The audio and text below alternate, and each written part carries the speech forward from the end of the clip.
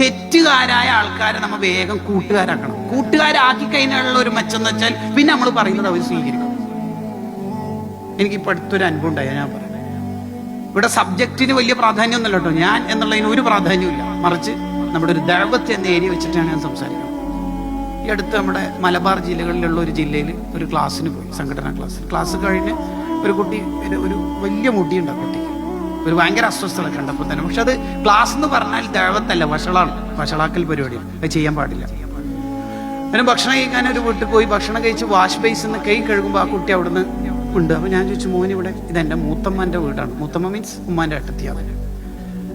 ആരുമില്ല, ഈ കുട്ടി മാത്രം. ഞാൻ അടുത്ത് വിളിച്ചിട്ട് ഞാൻ അവനോട് ചോദിച്ചു, ഈ മുടി ഫുള്ളും നിൻ്റേതാണോ എന്ന് ചോദിച്ചു. അപ്പോൾ ആ കുട്ടി ചിരിക്കുന്ന ചിരി നമുക്കറിയാം, ചരൽ കല്ലിൽ ആക്റ്റീവ വീണാൽ ചിരിക്കുന്നൊരു ചിരി ഉണ്ടാവല്ലോ. അപ്പോൾ ആ കുട്ടി ചിരിക്കുന്നുണ്ട്. ഞാൻ പറഞ്ഞു, അവനൊന്ന് കൈ പിടിച്ച് കുറച്ചൊന്ന് പവറിൽ. ഞാൻ പറഞ്ഞു, നാളെ ഈ മുടി കുറച്ചൊന്ന് ചെറുതാക്കിയിട്ട് എനിക്ക് ഫോട്ടോ അയച്ചു തരണം. എനിക്കത് അയച്ചൊരു ഇല്ലയൊന്നും എനിക്ക് ഉറപ്പൊന്നുമില്ല. ഞാൻ പോയി.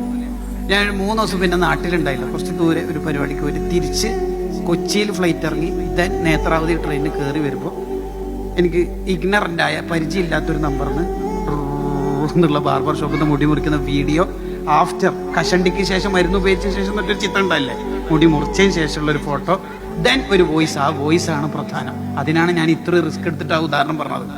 എന്താ വോയിസ് എന്ന് അറിയാം? ഉസ്താദ് എന്നോട് പൊരുത്തപ്പെടണം, ഉസ്താദ് മുടി നാളെ മുറിക്കണം എന്നാണ് പറഞ്ഞത്. പക്ഷേ എനിക്ക് പനി വന്ന് 2 ദിവസം ഹോസ്പിറ്റലിൽ അഡ്മിറ്റ് ആയിരുന്നു. ഇന്നാ ഡിസ്ചാർജ് ആയത്, ഇന്ന് മുറിച്ചിട്ടുണ്ട്. ഉസ്താദ് പൊരുത്തപ്പെടണം, അതവ് കേട് എന്നൊന്നും വിചാരിക്കല്ലേ.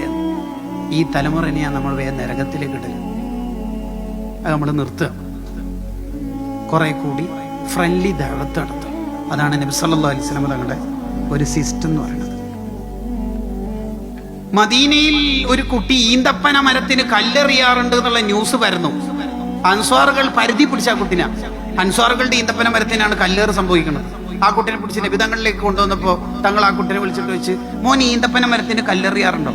കുട്ടികളല്ലേ, നിഷ്കളങ്കരല്ലേ, അവർ ഓപ്പണായി പറയുമല്ലോ, ആ കല്ലെറിയാറുണ്ട്, ഓപ്പണായിട്ട് പറയാ. അപ്പൊ കുട്ടീനോട് തങ്ങൾ വെച്ച്, അല്ല എന്തിനാ കല്ലെറിയുന്നത്? അപ്പൊ ആ കുട്ടി ഓപ്പണായിട്ട് തന്നെ പറഞ്ഞു, ഈത്തപ്പഴം കിട്ടാൻ.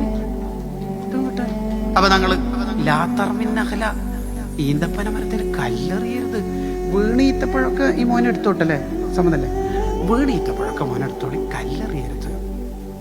കുറച്ച് ഡിസ്റ്റൻസ് വെച്ചിട്ടാണ് പറയണത്. ആ കുട്ടിനെ കുറച്ച് അടുത്തേക്ക് വിളിച്ച് അടുത്തിരുത്തിയിട്ട് തല തടവിയിട്ട് ദ്വാരം കൊടുത്തു. ഈ കുട്ടിക്ക് നല്ല വിശപ്പ് കൊടുക്കാണ്ട് ചെറിയ വിശപ്പിൽ ഒതുക്കണേന്ന് അള്ളാഹിനോട് ദ്വാരം കൊടുത്തു.